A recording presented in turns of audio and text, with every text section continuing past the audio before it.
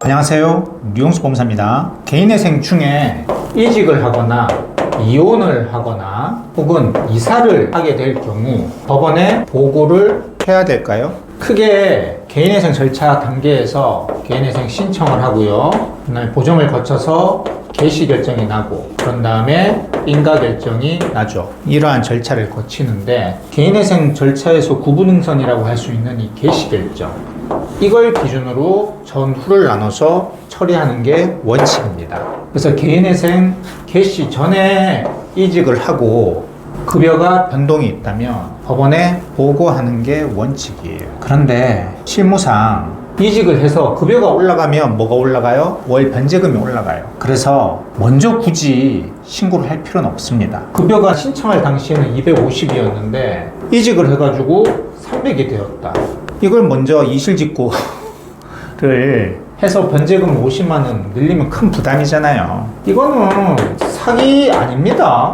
신고 당시 기준이니까요. 신고 당시 기준에는 진짜 월 250이었잖아요. 그래서 법원에서 보정권고를 내려서 최근 급여 명세서를 제출해라 그러면 그때는 이제 300을 받고 있으니까 이직을 했습니다. 그래서 급여가 300이 됐습니다. 그때 가서 수정하면 돼요. 이걸 가지고 기각시키거나 그런 건 없습니다. 그래서 원칙은 개시 결정 전에 이직을 해서 급여에 변동이 있으면 신고해야 됩니다. 급여가 줄어들었다. 급여가 원래 300이었는데 250으로 줄었다. 이러면 개인회생 개시 전이든 개시 후이든 신고해서 줄여야 됩니다. 300으로 했어갖고 한 달에 150만원씩 내기로 했는데 급여가 50만원이 줄었다. 그러면 이걸 줄여야 될 거 아니에요. 이거 안 줄이면요, 감당이 안 되죠. 300에서 150 내는 거였는데 250으로 줄어버리면 생활이 안 됩니다. 그렇기 때문에 급여가 줄어드는 경우는 신고해가지고 바꿔야 돼요. 그 이혼은 어떠냐? 이혼은 개인회생 중에 얼마든지 할 수 있습니다. 그런데 문제되는 이혼은 이혼을 하면서 재산을 배우자에게 빼돌려서 가장이혼하는 경우죠. 이런 경우는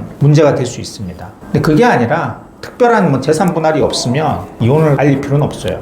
그런데 이혼할 당시에 미성년 자녀가 있다. 근데 이 미성년 자녀를 누가 양육하느냐? 채무자가 양육하면 부양가족이 늘어나는 거잖아요. 그러면 최저생계비가 올라가서 내가 내야 되는 월 변제금이 줄어들 수 있어요. 그럴 때는 적극적으로 개시 결정 전이든 후이든 이혼 사실을 알리고 내가 오로지 아이를 양육하게 됐습니다. 그래서 최저생계비를 높여주십시오. 그러면 월 변제금이 줄어들잖아요. 그럴 때는 신고를 해야 되겠죠. 그리고 이사요. 신청 당시에 서울에 살았는데 대구로 이사를 한 거예요. 이거를 알려야 되냐? 원칙적으로는 알릴 필요 없습니다. 가장 대한민국에서 너그럽게 해주는 서울회생법원에 신청 당시에 서울에 살았기 때문에 서울회생법원에서 관할하고 있는데 대구로 옮겼다고 신고를 한다고 해서 대구 지방법원으로 이전되거나 그러지는 않습니다. 그런데 이전을 했는데 원래 보증금이 5천만 원이었다. 내가 대구 지방법원에 걔네 신청 당시에 5천만 원이었다. 그런데 이사 간 집은 보증금이 2천이다. 이러면요, 대구 같은 경우는 압류금지 재산, 그러니까 최우선 변제금이 2,800이거든요. 5천일 때는 재산이 2,800 공제하면 얼마로 잡혀요? 2,200으로 잡히죠. 그런데요, 2천으로 옮기면 공제하면 0원이죠. 재산이 0원으로 잡혀요. 청산가치 보장의 원칙 때문에 재산이 적으면 적을수록 내야 되는 월 변제금이 적어지거든요.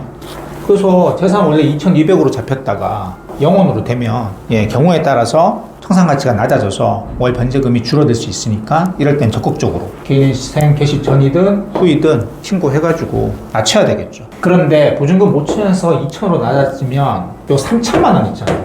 요거 어땠냐가 묻거든요. 요거를 소명 못하면 안 돼요. 그러면 재산 줄어든 아무 효과도 없어요. 요 3천을 그냥 어디다 썼는데요? 이래버리면 그냥 그대로 다 잡으라 그럽니다. 요 3천만 원요, 저희 기존에 있는 대출을 갚았다든지 아니면 누가 병인 치료비로 썼다든지 가족 중에 뭐 이런 사유가 있어서 소명할 수 있으면 이 효과가 있죠. 그러지 않고 3천만 원 남은 거 그대로 갖고 있거나 이래버리면 아무 소용 없습니다. 월 변제금 줄어든 효과가 없어요. 이번 시간에는 개인회생 도중에 이직이나 이혼이나 이사를 한 경우 어떻게 처리해야 되는지에 대해서 살펴봤습니다. 지금까지 류홍석 법무사였습니다. 감사합니다.